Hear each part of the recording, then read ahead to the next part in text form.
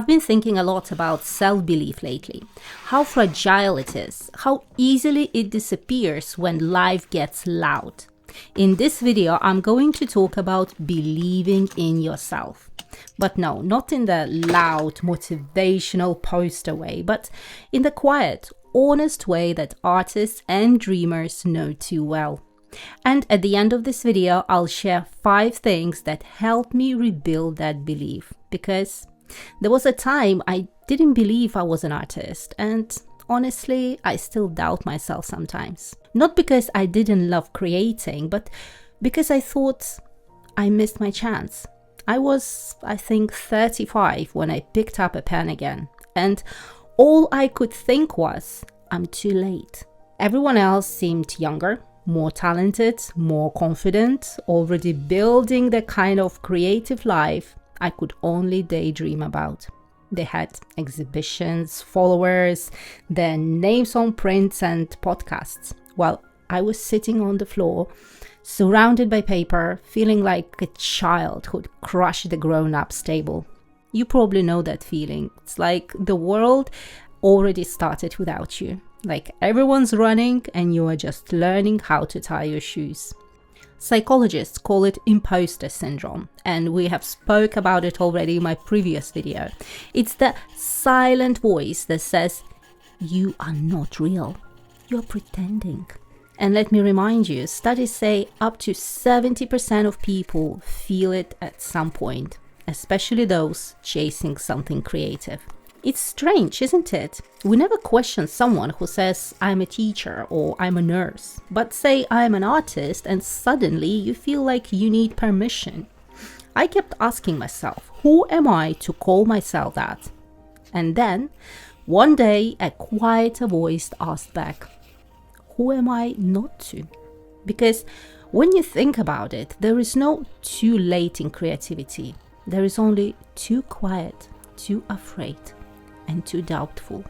There is a study from University of California that found children's creative confidence starts to fall sharply around age 8, right when they begin comparing themselves to others. Before that, every child believes they are an artist. After that, most stop. And maybe that's all believing in yourself really is. Remembering what it felt like before you started comparing. I stopped for a long while, but when I finally sat down and drew again, even awkwardly, even with doubt, something inside me exhaled. And I realized believing in yourself isn't about knowing you will succeed, it's about being brave enough to start before you do. And when I finally stopped comparing myself to everyone else, I also started noticing how many great artists actually began late. Grandma Moses didn't start painting until she was 78. For most of her life, she was a farmer's wife, too busy raising kids to even think about art. When arthritis made it hard for her to sew, she picked up a brush. And 20 years later, her paintings hang in the Museum of Modern Art. Paul Cézanne spent decades being rejected by galleries. He didn't sell a single painting until he was in his 40s. And now he's called the father of modern art. Henri Rousseau was a customs officer his entire life. He didn't touch a canvas seriously until he was in his 40s either. And when he finally did, critics laughed at him, but Picasso called him a genius. And maybe the point isn't when you start. Maybe it's that you do. Because every artist, no matter how early or late, has to walk through that same silence, that same doubt, before their voice becomes their own. Philosopher Alan Watts once said, "You are under no obligation to be the same person you were 5 minutes ago." I think about that a lot. It means you can start again now. Not when you feel ready, not when you have the perfect tools, the perfect plan, or the perfect audience. now, with shaky hands, with uncertainty, with the courage to look ridiculous for a while. That's the part no one really thinks about. Every great artist was once just a beginner who refused to wait for permission. You know, people often say creativity needs freedom, but in my experience, it's the limits that wake it up. Today's video is a shorter one, just some thoughts while I draw. We're in the middle of half term and tomorrow is Halloween. The house is alive, full of laughter, noise, and those little footsteps that always seem to run exactly where I'm trying to record. Mommy? Mm.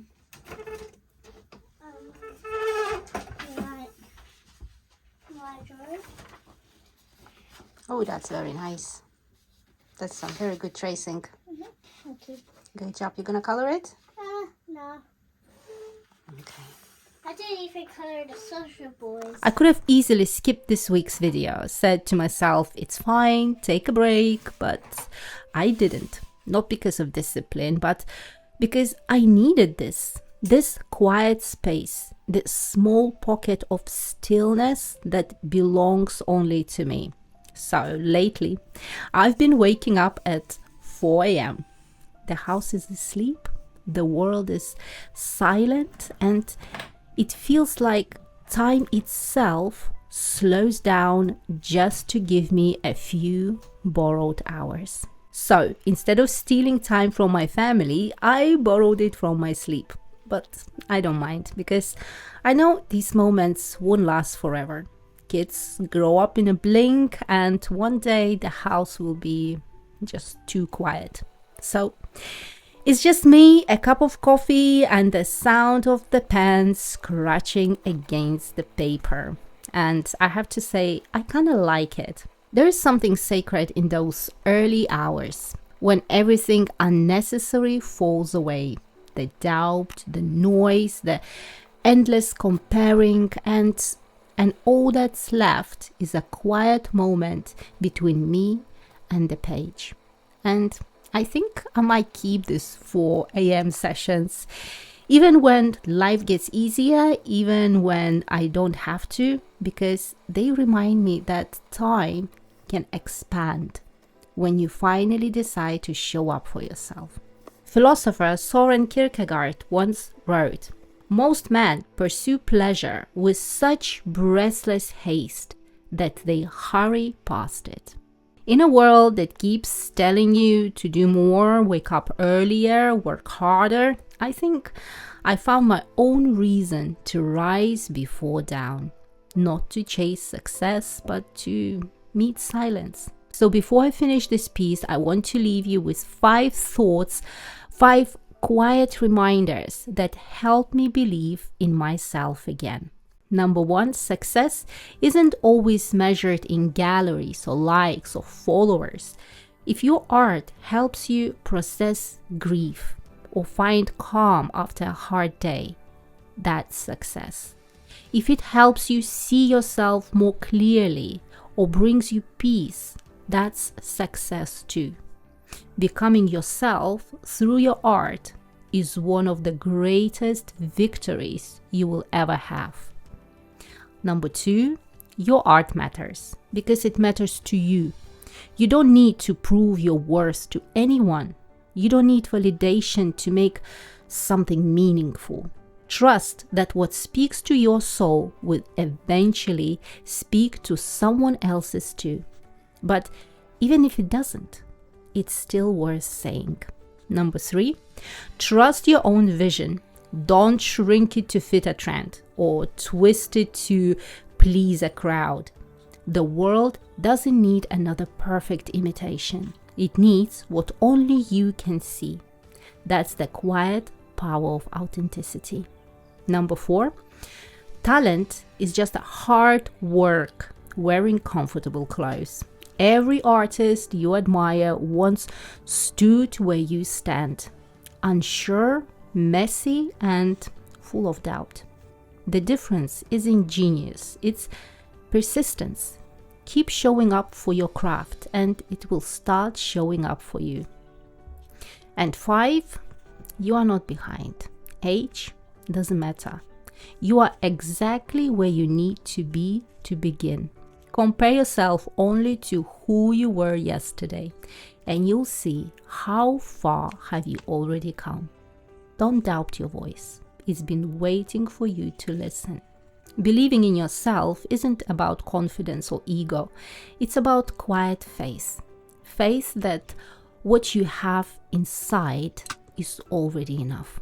So whether you are drawing, writing, or just trying to find your way through a noisy world, remember, you don't have to chase permission. You only have to begin. Thank you all for watching. As always, all the tools I used in this video are in the description below, as well as the link to my website where you can find some free resources, download my artworks, or just simply say thank you by buying me a coffee. Happy creating!